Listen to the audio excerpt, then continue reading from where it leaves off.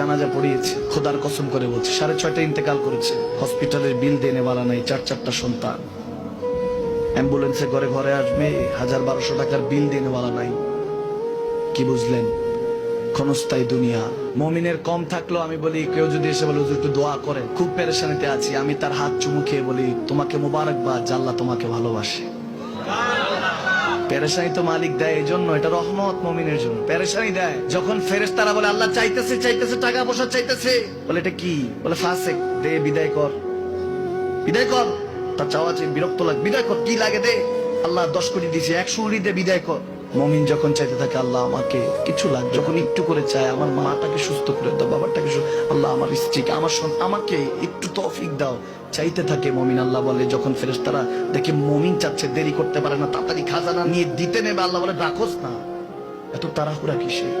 তার চাওয়ার মধ্যে তো প্রেম আছে, একটু চাইতে দেস না।